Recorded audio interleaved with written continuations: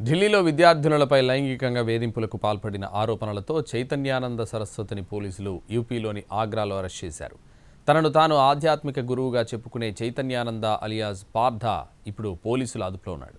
ఢిల్లీలోని వసంత్ కుంజ్ ప్రాంతంలోని ఓ private management ఇన్స్టిట్యూట్లో 17 మంది విద్యార్థులను లైంగికంగా వేధించడంతో పాటు మోసం, ఫోర్జరీ, నేరపూరిత కుట్రలకు పాల్పడిన నేరాలపై చైతన్యానంద సరస్వతిని అరెస్ట్ చేశారు.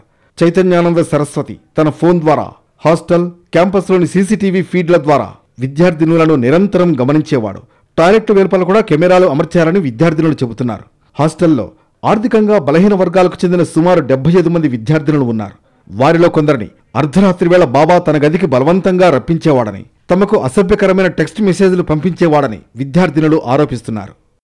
విద్యార్థినుల మొబైల్ ఫోన్లు, ఒరిజినల్ సర్టిఫికెట్లను తీసుకుని వారిని బెదిరింపులకు గురిచేసేవాడు. దీంతో విద్యార్థినులు మరో మార్గం లేక అతడి ఆదేశాలను పాటించాల్సిన పరిస్థితి ఏర్పడింది. ఈ క్రమంలో నమ్మకస్తులైన వారిని ఆశ్రమంలోని కీలక పదవుల్లో చైతన్యానంద సరస్వతి నియమించుకున్నాడు.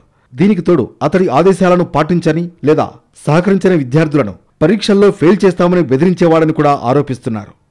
ఇక ఈ కేసులో చైతన్యానంద సరస్వతి చేసుకున్న ముందస్తు బెయిల్ పిటిషన్ను ఢిల్లీ కోర్టు ఇప్పటికే కొట్టివేసింది.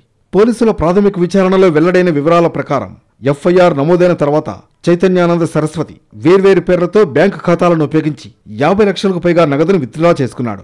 శంకరాచార్య మహాసంస్థానానికి చెందిన శారదాపీఠం ఆస్తులను ప్రైవేట్ కంపెనీలకు అద్దెకివ్వడం ద్వారా అతడు ఇన్స్టిట్యూట్పై తన ఆధిపత్యం పెంచుకున్నాడని పోలీసుల దర్యాప్తులో తేలింది. మొత్తానికి బాబా అసలు రంగు బయటపడడంతో పోలీసులకు చిక్కి కటకటాల పాలయ్యాడు.